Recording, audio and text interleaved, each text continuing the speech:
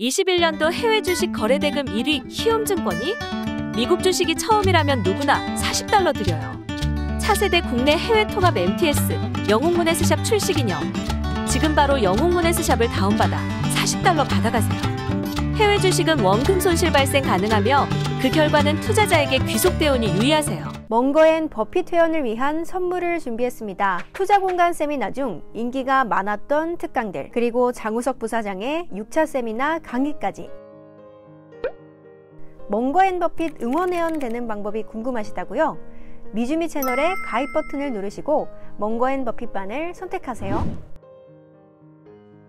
여기에 이항영 장우석의 시황 레포트, 그리고 250개의 미국 주식 프리미엄 강의 무제한 수강까지. 쉽고 간편한 가입 절차 후 미국 주식과 한층 더 가까워지시는 것은 어떨까요? 이 자세한 사항은 미주미 채널에서 확인하세요. 네, 월스트리트 모닝 브리핑 함께하고 있습니다. 현재 시각 7시 1분 지나가고 있습니다. 벌써 7시가 됐는데 해가 떴는지 궁금한데요. 이분께 여쭤보도록 하겠습니다. 미국 주식에 미치다 이항영 전문위원 함께합니다. 위원님 어서 오세요. 네, 안녕하세요. 이항영입니다. 밖에 해 떴나요? 해 떴죠. 네, 어스름하죠 아직도. 밝은 것 같은데요. 아 그래요? 네. 제가 출근할 때 또 우리 위원님이 처음에 출근할 때는 아주 암흑 같은, 칠흑 같은 그런 어둠이죠. 많이 어두워. 예, 해가 근데 오늘 옷도 멋있으시고. 예, LVMH의 실적에 조금 기여하고 있습니다. 아, 좋습니다. 네. 자, 오늘 시장 이야기 나눠볼 텐데요. 네네. 이제 뭐 예상하던 대로 시장을 좀 많이 떨고 있니 하고 있는 것 같아요. 그렇죠. 다만 앞선 코너에서도 이제 경제나 이런 전체적인 채권 시장 이런 거 많이 들으셨고 네. 월가의 분위기 이런 거 전체적인 정책 금리의 방향성 이런 거 많이 들으셨을 텐데요.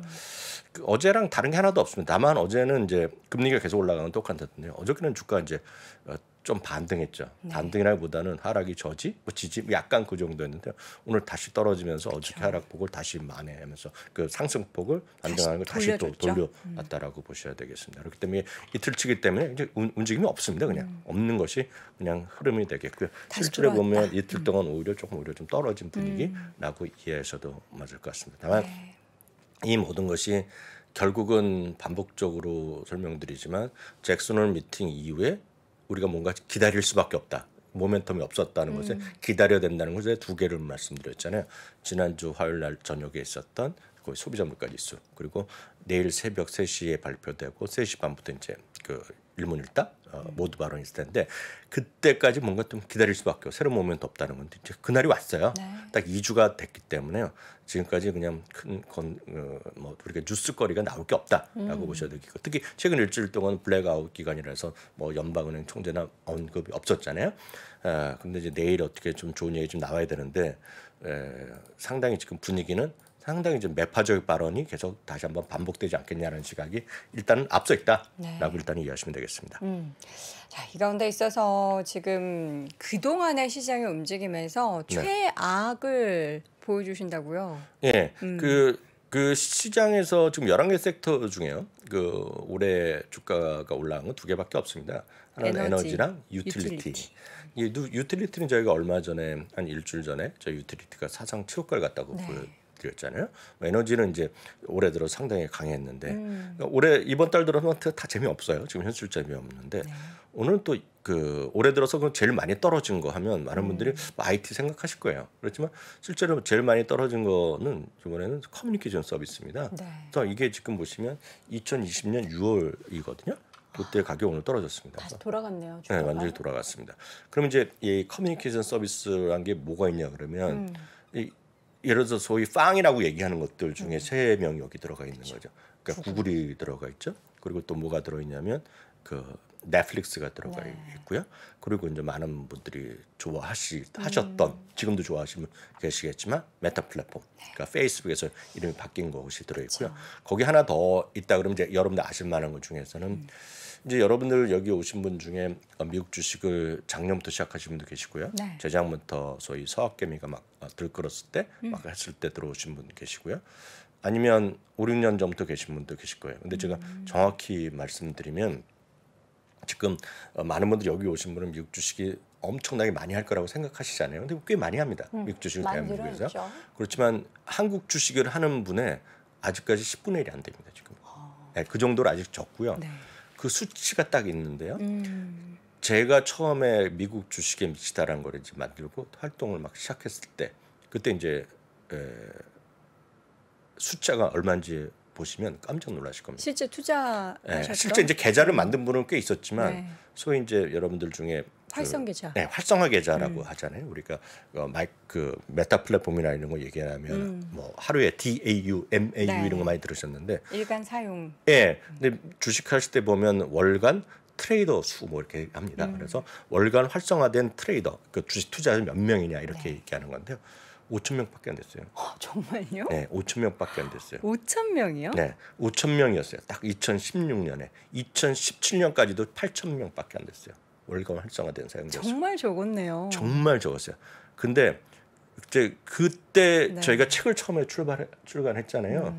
그때 사람들이 다 깜짝 놀랐어요. 그러니까 그만큼 궁금한 사람들 많은 거죠. 그래서 네. 그 당시에 첫 번째 책이 나왔을 때 책을 구매한 분 중에서도 절반 이상은 미국 주식을 안 했던 분들이고 그 이후에도 안 했던 분이 많았습니다. 첫 2년 동안. 다만 이제 많이 활성화됐는데 네. 제가 드리고 싶은 말씀은 참 모두가 길어졌지만 상당히 많은 분들이 했던 그 당시에 제일 먼저 했던 상당히 유행했던 주식이 AT&T였어요.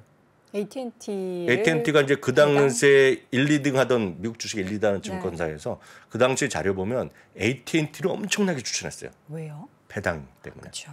배당이 그 당시에도 5, 6, 7% 했고요. 얼마 전에 보면 한 8% 넘어졌어요. 근데 최근에 이제 주식이 분할이 되면서요. 네. 기업이 분할되면서 낮아졌지만 지금도 6%가 넘고요. 얼마 전까지만 하더라도 또 유호추만 해도 반등을 했어요. 네. 근데 지금 절대 가격으로 보시면 또 지금 최저가 가고 있습니다. 지금.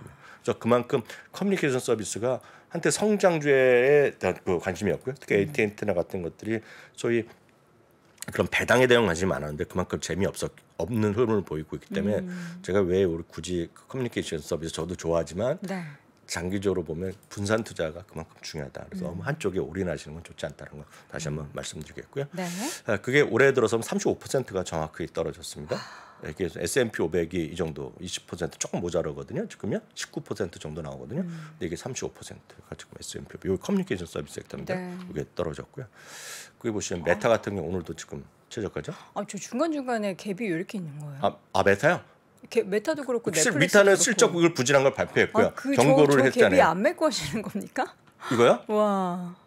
이거 제가 보기엔 쉽지 않을 겁니다. 무슨 일이 있었던 것처럼 저렇게. 쉽지 않을 거고요. 요 넷플릭스는 약간 스토리가 다를 수 있어요. 네. 넷플릭스는 요게 지금 갭이 2번 떨어진 건 실적에 대한 첫 번째로 10년 만에 처음으로 구독자 수가 줄어들었고 네. 요때도 또 줄어들어요. 지금 요게 올라가기 시작한 거가 구독자가 이제 이번에 순증할 수 있다. 그리고 이제 회사에서 공식 발표는 안 했지만 11월부터 광고 기반 그런 그 서비스 할 수 있다 생각하고 있잖아요. 그래서 한번 말씀드렸다시피 이 광고 시장이요. 예전에 여러분이 한번 생각해보세요. 광고할 때 어디서 많이 보셨어요? TV. 신문. 인터넷. 예전엔 TV 많이 보셨죠. TV 많이 보셨고 또 하나가 이제 신문에 많이 나왔어요. 불과 10년 전, 15년 전만 하더라도요. 집에 신문 저도 좀 봤고요. 네. 신문에 보면 특히 무거울 정도로 많았어요. 광고지가. 중간중간에 또 광고지가 기억하시면 되죠. 신문에 오면 광고지가 엄청 많아갖고 무거워서 그 버리기도 힘들었어요. 맞아요. 그 정도였는데 요즘은 신문 보는 분 자체가 별로 없어요. 많이 줄었죠. 그리고 그런 광고 물량이 TV가 많았었죠. 예전에 저 어렸을 때는 라디오고 TV였었는데 지금 TV 광고가 그러니까 예를 들어 그 8시 9시 지상파 메인 뉴스 시간 그리고 핫한 무슨 연애 프로, 연애 그런 예능 프로들이요. 뭐 놀면 뭐하니 이런 것들 제외하고는요. 특히 낮에 아침에 보면 광고가 좀 말씀드리긴 그렇지만 좀 거시기합니다. 광고 내용이 거시기합니다. 그러니까 그걸 광고하신 분은 정말 죄송하지만 예전에는 한 10년 전만 하더라도 그게 케이블 TV에 나올 만한 광고들 있잖아요. 메이저 그러니까 이제 좀 큰 기업들의 광고가 많이 좀 포진이 쫙 돼 있었다면 이제는 중소 기업들도 많아졌다. 아주 쉽게 얘기하면 정말 죄송합니다만 그 일하시는 문제 시간 보험 광고가 많이 나오고요. 그 메인 그 지상파 뉴스에도 많이, 지상파 방송에도 많이 나오고 또 하나 각종 이제 상조 이런 것들이 많이 나오잖아요. 그게 이게 나름의 이건데 그거 왜 그러냐면 보는 사람이 줄어들었기 때문에 그럽니다. 그리고 그거를 영어 이제 방송 업계 광고 업종 계시겠지만 CPM이라고 합니다. CPM이 뭐냐면 어제도 말씀드렸잖아요. 광고 그건데요. 단가. 그거 자체가 지금 넷플릭스가 지금 상당히 많이 바뀔 수 있다는 얘기를 많이 하거든요. 그래서 넷플릭스의 기대감이 좀 있다는 거죠. 그렇지만 이것도 뚜껑 열려야 되겠죠. 정말 그럴지 안 그럴지. 하여튼 넷플릭스는 약간 스토리가 다를 수 있겠고요. 그다음 보여드린 것이 AT&T입니다. AT&T가 요 그림 보여주시면 요때가 이제 기업이 분할했을 때입니다. 워너브라더 이렇게 나누고다 그랬을 때요. 약간 기대가 있었지만 또 흘러들면서 이게 전체 가격이 50이 최저가 가는 겁니다. 디즈니는 약간 반등 시도하고 있지만 또 약간 흐르고 있는 거고. 그래서 이것이 계속 강조드리지만 크게 너무 크게 기대하기 쉽지 않다. 지금 전반적으로 커뮤니케이션 서비스 섹터가. 그래서 늘 말씀드리지만 다양하게 분산 투자를 하시는 것이 맞다라고 보셔야 되겠고요. 앞서 많이 들으셨겠지만 10년물, 2년물의 금리 보여드리면 이게 오늘 2년물은 4%까지 찍었었잖아요. 고공행진하고 있기 때문에 막상 내일 뚜껑이 어떻게 열리느냐에 따라서 내일 어떻게 결론이 나오냐에 따라서 아마 75bp가 나오면 이 상태에서 그 미국의 전문가들의 얘기는 미국의 이번에 75bp 나오고 일반적인 수준의 멘트가 나오면 이 상태에서 그게 더 올라가지는 않을 거라고 보고 있어요. 다만 이제 더 적극적으로 얘기하거나 그러면 조금 더 올라갈 수 있겠죠. 그래서 이게 이제 상태라고 보셔야 되겠고요. 지금 리얼타임을 보면 제가 이건 계속 실시각각 바뀌는데요. 지금 84대 16입니다. 지금요. 지금 잠시 전에 지금 막 이 스튜디오 들어오게 보면 84%가 75bp 그리고 16% 정도가 100bp인데요. 하여튼 가능성이 열려 있지만 지금 8대 2 정도라고 이해하시면 되겠습니다. 이거 75bp 올라가는 거 되겠고요. 지금 82%대 18%로 조금 더 올라갔어요. 그런 거죠. 그러니까 결국 8대 2라고 그쵸. 일단 이해하시면 되겠고요. 이게 이제 앞선도 얘기했지만 이게 이제 기준 금리의 정책 금리의 추이였기 때문에 이게 이제 내년 3% 넘어가면 요 리만 사태 고상시 수준까지 가는 거죠. 그래서 이게 이제 정책 금리의 내일 점도표 앞서 점도표 설명 자세히 해주셨지만 점도표를 통해서 이게 4.2를 찍을지 4.5를 찍을지 또 하나가 2024년이 2023년보다 내려가면서 금리 인하의 시그널을 줄지 언제라도 금리 인하할 수 있다. 아니면 2024년이나 2023년에 미디안 가격이 같이 찍히면 야 이거 우리가 느낄 수 있는 것은 소위 성장 꿈과 희망을 먹는 성장주 이런 거 성장주는 쉽지 않다는 걸 그렇게 딱 느끼셔야 돼요. 왜냐하면 그래서 채권 투자하시는 분도 계시겠지만 그보다는 주식 투자하시는 분들이잖아요. 그래서 그렇게 전체적인 느낌 그리고 요게 당연히 75bp하고 또 일부 얘기는 올해 마지막 남은 두 번도 또 50bp 또 올리면서 이 정책 금리를 4에서 4.25까지 가겠다는 주장이 전망이 좀 꽤 있거든요, 지금요.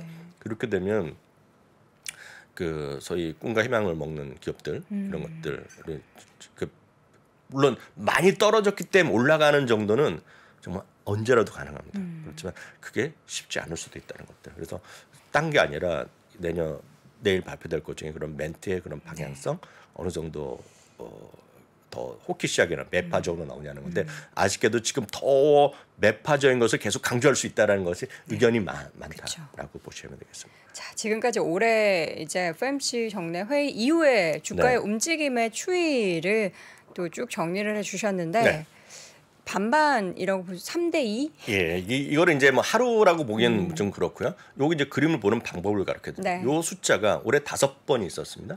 5번이요. 미리 말씀드리지만 그 이번 5번에 보면 그 당일날은 좀 올랐어요. 당일날은. 그리고 주간으로 보더라도 그 월화수목금 수요일날 미국 시간 수요일하니까 월화수목금에서 금요일까지 주간 단위로는 플러스가 좀 났었습니다. 평균적으로 플러스가 났는데 요거는 방법은 내일 하루짜리 내일 아침에 사갖고 지금 사갖고 내일 종가에 파는 이런 걸 생각하신 분은 없잖아요. 지금요. 그러면 이게 보면 이게 오늘 주가입니다. 하루 전날 가격이고 발표 다음 날 그 다음 날에서 총 3일간의 수익입니다.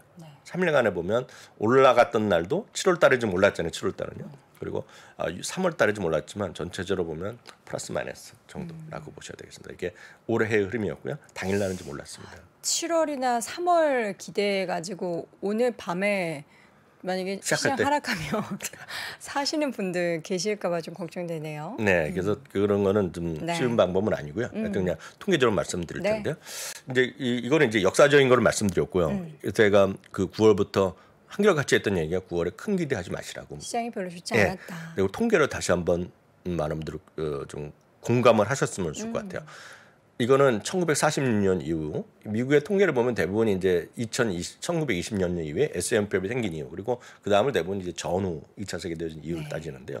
2차 세계대전 이후에 S&P협의 흐름이 되겠습니다. 요 파란색으로 해놓은 거가 1월부터 12월까지 S&P협의 그냥 그린 겁니다. 이거냐? 그래서 그날 당일에 주가 움직임이 있으면 통계가 있으니까 그릴 수 있잖아요. 우리나라도 그릴 수 있지만 의미가 없습니다. 우리나라는요. 그래서 이게 그린 거예요. 파란 까만 제일 위가 거고요. 요 파란색이 중간 선거입니다. 중간 선거. 중간 선거 올해 11월에 중간 선거 있잖아요. 그러니까 미국은 이제 2년 만에 이제 하원을 다 하니까 이제 중간 선거라는 표현을 쓰는 겁니다. 그리고 세 번째는 민주당 대통령의 당시의 중간 선거. 그게 이제 지금 현재 바이든 대통령 민주당이니까 이런 거야. 근데 어떤 경우가 됐건 간에 요 파란색이 딱 9월 하순 있죠. 하순 지금 현재부터의 9월 말까지의 그림인데요. 별로 좋지 않았어요. 이렇게 않았고요. 특히 이제 요 중간 선거에 있던 거는 이제 그냥 지난번에 말씀드렸다시피 그냥 9월 30일이 그의 저점이 그 지금까지 남은 기간의 저점이었어요. 그래서 이거부터 올라갈 수도 있죠. 요 중간 요 기간에 그 평균을 간다 그러면 그렇지만 그렇게 쉽지 않을지 모르겠지만 평균이었고요. 민주당 대통령 선거 나머지 두 개는 어떤 대통령 간의 첫 번째 임기 때 뭐 그런 게 다 비슷한 겁니다. 하여튼 9월 하순에는 좋지 않았다는 겁니다. 물론 이게 통계는 통계일 뿐이고 미래를 우리가 예측할 수 없지만 이 모든 것이 모여서 나왔던 그것도 60년, 70년의 역사라는 것을 인식하고 이제 참고를 하시면 좋을 것 같아요. 다음은 약간 더 복잡하게 말씀드리면 상순과 하순을 나눠봤어요. 중순은 빼고요. 상순과 하순이 있으면 9월 1일부터 10일이 있을 것이고 항상 20일부터 30일 있는데요. 경험적으로 보면 미국은 전체적으로 하순이 전체적으로 갈수록 좋았던 경험이 꽤 있어요. 그래서 큰 차이는 없었는데요. 중순은 빼고요. 이게 1월에 첫 번째 10일, 마지막 10일 그런 식으로 했는데요. 여기 줄을 하나 오히려 거놨잖아요. 그게 9월 21일부터 9월 말일까지입니다. 마이너스 1.04죠. 오, 제일 하락폭이 커요. 네, 그런 거죠. 그건 1928년 이후니까 S&P협이 생긴 이후에 지금까지 보면 9월 마지막 10일이 가장 안 좋았던. 네. 이유는 뭐 여러 가지가 있겠죠. 뭐 실적에 대한 뭐 또 걱정도 10월에 대한 걱정도 있을 것이고 다 있겠지만 그 모든 것이 포함돼서 1.04%가 나왔고요. 상승 확률이요. 요 두 번 요 칼럼이 상승 확률인데 상승 확률이 40%로 상승 확률이 또 가장 낮았습니다. 그러네요. 예. 근데 그 이후에 보면 그래서 이제 많은 사람들이 5월에 팔고 뭐 10월에 돌아와라 이런 얘기 하잖아요. 그리고 가장 좋았던 건 10월부터 그다음 4월 이런 얘기를 많이 또 들으셨고 앞으로도 또 들으실 것 같은데 여튼 중요한 건 9월 달부터 9월에 좋지 않았고 특히 시작할 때 9월 초부터 말씀드렸다시피 9월 중순 이후에 하순이 또 안 좋았다. 그리고 최악은 9월 말으로 갈수록 아주 안 좋았고 10월부터 지금 올라가더라. 그리고 가장 큰 요인은 이번에는 그나마 애플이 선방하고 있지만 애플이 9월이 가장 안 좋았던 달이었다라는 얘기죠. 그래서 애플은 지금 7, 8% 정도 시장의 비중을 차지하고 있거든요. 그런 것들이 전체적인 하락률이라고 보셔야 되겠고요. 그러면 이제 20일 중에서도 올라간 날이 있을 거 아닙니까? 그렇죠. 나머지 11일 중에 이걸 한번 보여드리겠지만 이건 이제 복잡해서 제가 눈에 띄게 제가 더 눈에 잘 띄게 해놨어요. 여러분들 누구나 다 이거 다 엑셀만 있으면 계산할 수 있는데요. 1928년입니다. 1928년에 모든 날을 기록할 수 있잖아요. 모든 날에 플러스 마이너스였는데 9월 하순의 열흘 중에서는 딱 하루 9월 28일만 플러스가 났고 평균적으로 다 떨어졌습니다. 근데 좀 궁금한 게 미국은 사실 시장의 역사도 길고 저런 통계들이 굉장히 많잖아요. 그럼 저희가 보통 맞는 확률이 높습니까? 저런 추세가 늘 좀 맞는 확률이 50% 이상입니까? 그건 통계로 질문하신 건데요. 그걸 맞다 틀리다 할 수는 없지만 그 모든 것이 지난해까지 지난 과거를 모든 것을 했는데 이게 5년 10년이면 별로 의미가 없잖아요. 근데 이거는 말씀드렸다시피 이거는 S&P협이 생겼던 그 해부터 90년의 역사이기 때문에 정확히 보면 가능성이 높다고 볼 수 있는 거죠. 예, 뭐 신뢰성은 상당히 어느 정도는 있다고 봐야죠. 이게 그러면 단순하게 3년의 역사 갖고 얘기하면 여기 보신 분이 저걸 어떻게 믿냐 다 그러실 텐데 길어질수록 물론 이거 통계적으로 보면 여러 가지 확률 분포를 할 수 있는데요. 상당히 괜찮은 것들이 있는 거죠. 어찌됐건. 자, 이 가운데 이제 종목별 이슈를 몇 가지 봐야 될 텐데 포드가 좀 심각하게 하락했어요. 네, 최근 들어서 페덱스 한번 먼저 냈고요. 그다음 이제 포드입니다. 지난번 실적 실 때 이제 나이키부터 뭐 몇 번 얘기를 했었잖아요. 근데 이번에는 포드, 페덱스가 지난주 오늘은 이제 포드가 얘기를 했어요. 2011년 1월 이후 최대 하락폭이 나와서 12.3% 하락했고, 저는 이제 내년엔 상당히 좋아질 거라고 보고 있는데, 여하튼 포드는 실적에 대한 경고를 했는데요. 그게 보면 인플레이션 우려 때문에 부품 공급이 계속 이슈가 되고 있다. 그러면서 이런 것들이 4분기까지 계속 이어질 수 있다는 얘기하면서 결국 공급이 부족하다는 건 뭐예요? 부품값을 비싸게 돈을 더 줘야 되잖아요. 그래서 그 비용이 10억 달러 정도 더 늘어간다고 얘기했어요. 10억 달러까지. 우리나라 돈은 1조 지금 환율으로 4천억 정도. 1조 4천원. 1,400원 기준입니다.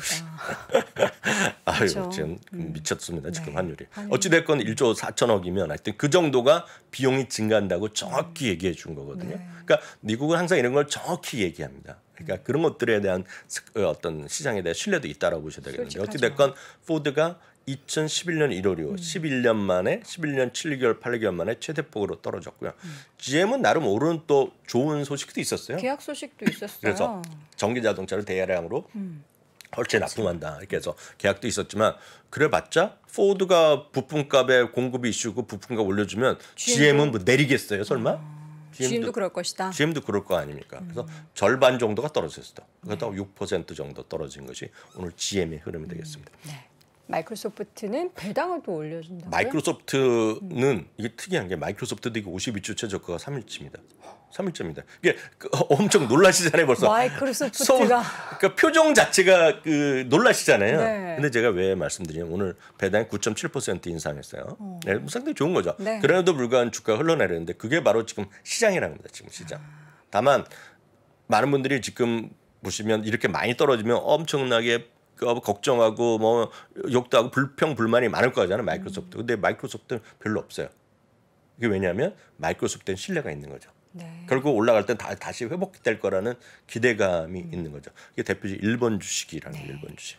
예. 그래서 그런 것들은 마이크로소프트 떨어지더라도 별로 걱정은 안 하는데, 조금 떨어지면 걱정이 많이 하는 주식들 있잖아요. 4번, 3번. 3번, 4번. 예, 그러니까 1, 2, 3, 4번이 다 좋을 수가 없고 다 안 좋아요. 금리가 이렇게 올라가고, 특히 마이크로소프트는 요번에는 얘기를 안 했지만, 요번에는 실적 발표 때 안 했지만, 지난번에 했던 거 요번에 정확히 또 반영되는데, 이거 왜 떨어지냐고 저한테 질문하시면 너무나 명확합니다. 환율 때문에 떨어지는 거거든요. 환율 때문에 이미 이번에는 안 했지만 1분기 때요. 2분기에 환율에 우려는 얘기하면서 3% 정도 지금 이게 감소 효과가 있을 거라는 얘기했거든요. 이거 지금 3%또 그만큼 손해 나는 거거든요. 그렇죠. 그런 것들이 지금 오롯이 달러의 강세에 영향을 받는 대표적인 기업이 마이크로소프트다라고 이해하시면 되겠습니다. 왜냐하면 이게 마이크로소프트의 PC를 쓰는 분들이요, 그런 PC의 기반을 쓰는 분들이 미국 사람이 아니라 미국 사람의 수많은 다른 나라 사람들이 PC를 쓰는 사람들이 거의 다 쓸 거 아닙니까 지금. 그렇죠. 마이크로소프트 그런 생태계에 들어가 있잖아요. 그러니까 지금 역설적으로 보면 미국 외의 비중이 가장 큰 기업이, 특히 이런 OS 쪽에서나 소프트웨어 기준은 가장 큰 것이 마이크로소프트 아니겠습니까? 그 미국 외의 매출 비중이 큰 거죠. 그건 인구수만큼으로 계산하시면 되거든요. 물론 모든 인구가 PC를 쓰는 건 아니지만, 그러니까 그렇게 이해하시면 될 것 같아요. 어찌됐건 좋은 소식이 있었지만 오늘 좀 더 떨어졌고요.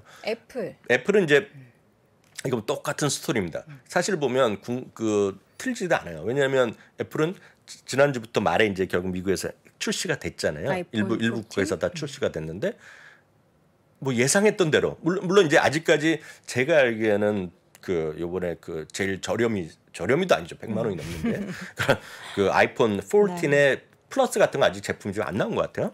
그래요? 아니 근데 출시가 됐는지 안 됐는지 모르겠습니다. 인도가 되는지 모르겠는데, 그것보다는 역시 이번에 비싼 게 잘 팔린다는 거. 비싼 거. 그쵸. 프로덕트 믹스에서 우리나라 보면 180만 원, 200만 원 넘는 것들이 제일 비싸다는 거예요 지금. 네. 그런 부분이죠. 그리고 또 하나가 이제 애플의 소위 매출 구성에서 많은 분들이 서비스가 매출이 얼마나 나오냐고도 얘기하시는 분 계세요. 이렇게 얘기하면 댓글을 보면, 제가 나중에 기회 되면 애플의 매출 구성 보여드릴 텐데, 서비스가 상당히 늘어나고 있어요. 점점 늘어나고 네, 있죠? 점점 늘어나고 있는데, 우리가 애플페이를 여러 번 말씀드렸잖아요. 애플페이요. 네. 근데 보면 애플페이가 어느 정도냐면, 애플페이를 또 분리할 수 있어요. 애플페이를 몇 가지 나누면 가장 우리가 편할 수 있는 거가, 우리가 그런 거가 매장에서 쓰는 애플페이 말고요.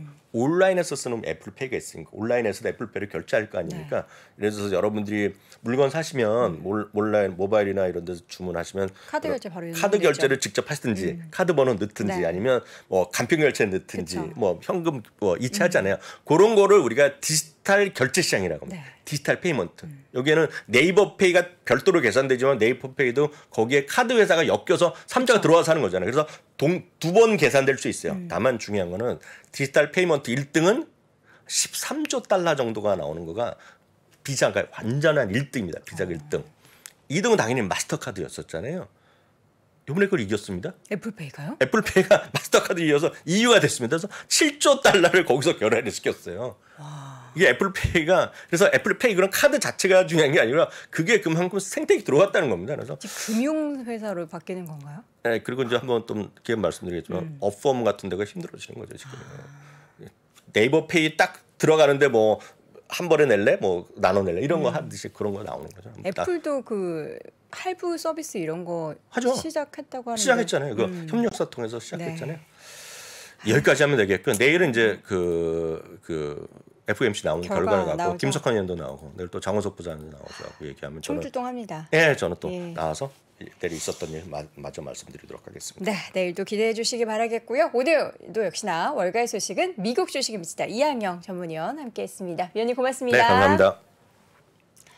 자, 이렇게 해서 오늘도 월스트리트 모닝 브리핑 여러분 함께 하셨습니다. 굵직한 이벤트 있기 때문에 뭐 미국도 그렇지만 국내 시장도 뭐 오늘 과연 하루 동안의 흐름이 어떨지 또 어제는 좀 올랐는데 오늘은 또 다 돌려줄 것 같아서 좀 우려감이 생기는데요. 그럼에도 불구하고 우리는 계속해서 앞으로 정진해 나가야죠. 오늘도 힘내시고요. 저는 내일 오전 6시 30분에 어김없이 돌아오도록 하겠습니다. 여러분 고맙습니다.